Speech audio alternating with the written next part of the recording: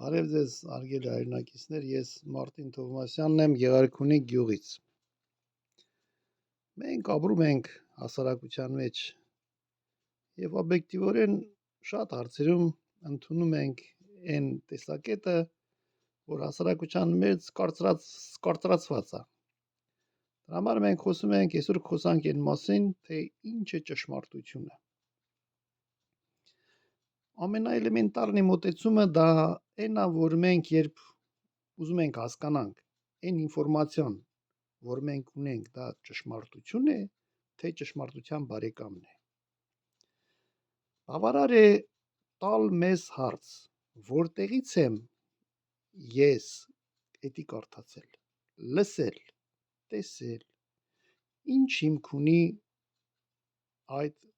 կարծիքը կամ տեսությունը եւ ի տարբերություն ինչի։ Պատասխանելով այս կամ այդ հարցին, դուք կանջատեք մանիպուլյացիան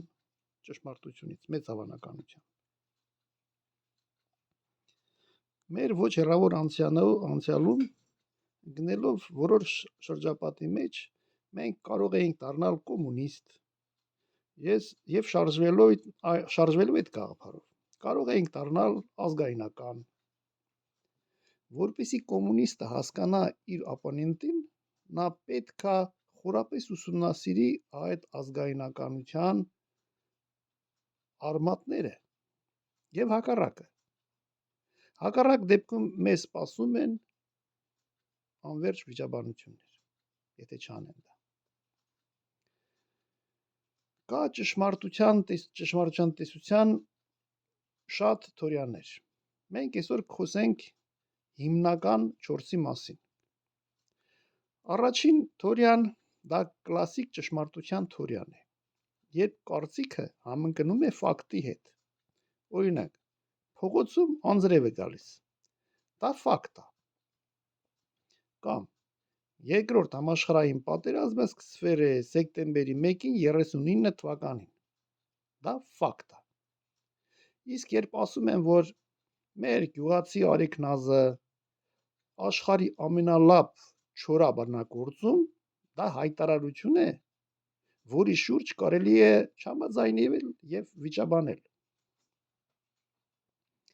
Երկրորդ ճշմարտության տեսությունը դա ճշմարտության համահունչ տեսությունն է, որը ասում է, ճշմարտությունը այն է,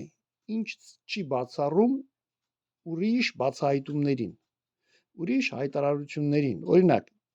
իրավական մի նորմը չպետք է խանգարի կամ բացառի մյուս նորմին։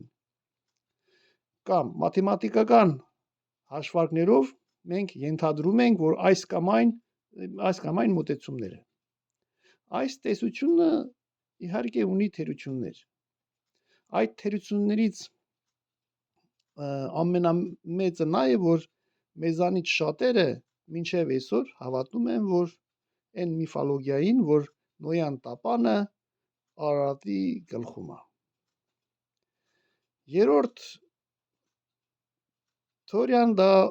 պրագմատիկ ճշմարտության տեսությունն է, որը առաջ է բերել ամերիկացի փիլիսոփաները 19-րդ դարում։ Նրանք հայտարարում են, որ ճշմարտությունն այն է, ինչ բերում է օգուտ,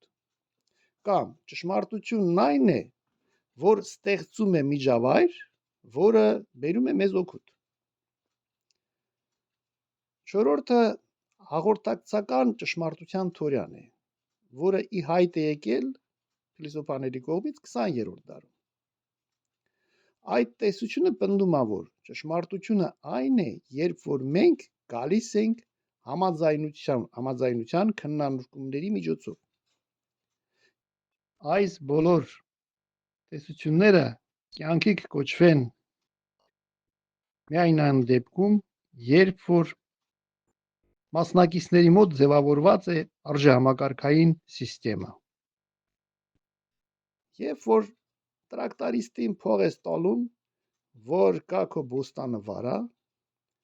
երբ որ ինքը ժամանակին չկալում, դու կարող ես այդ մարդուն ամոթանք տալ, կայնել գլխին, որ կա խորը վարա ու մյուս անգամ քեզի չխափա։ Բայց երբ քննարկում են հասարակական, պետական, միջազգային հարցեր, այդ հարցերում պետք է որ ներգրավվեն պատմաբաններ, փաստաբաններ, գիտնականներ, պոլիտիկներ։ Դրա համար ի հայտ են գալիս արժեքների հասկացողությունը։ Արժեքները ծառայում են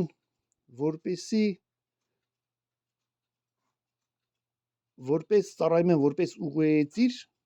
որոշումներ ընդունելու հարցում։ Գիտնականի համար արժեքը դա ձգտել ճշմարտությանը։ Փաստաբանի համար արժեքը դա ծառայել օրենքին եւ ճշմարտությանը։ Պոլիտիկի համար արժեքը դա ծառայել իր ժողովրդին եւ պետականությանը։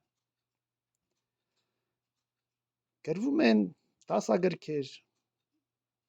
շատ պատմական դասագրքեր չի համապատասխանում ճշմարտությանը։ Դրանք հիմնականում պրոպագանդա են։ Բայց այն պատմական փաստերը, որոնք եղել են ու լինելու են, առանց պրոպագանդայի էլ պատմվելի են սերնդից սերունդ, դրանց իրագործողները հասել են ու հասնելու են մարդկության ամենաբարձր արժեքներին, որը արժանապատվությունն է։ Այսօր այսքանը, մինչև նոր հանդիպում։